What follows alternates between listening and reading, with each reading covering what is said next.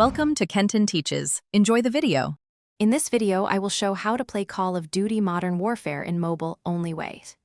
Install the official mobile client, enable performance mode, sign in with your account, and connect a stable Wi-Fi or 4G network. Calibrate controls in settings, choose aim assist and sensitivity, and bind crouch and sprint to convenient buttons.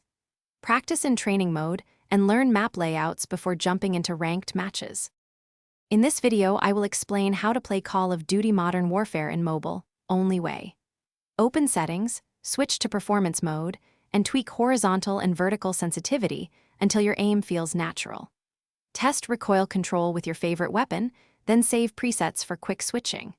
Practice burst firing at medium range and full auto at close quarters to master recoil patterns and improve hit consistency across matches.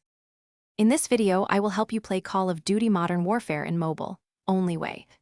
Prioritize a low ping network and enable performance mode for steady FPS, then disable unnecessary background apps. Monitor heat and battery drain and consider plugging in during long sessions to avoid throttling. If stuttering persists, reduce visual settings and test different server regions to find the smoothest gameplay experience for ranked and casual. Thanks for watching. Please subscribe if this video was helpful.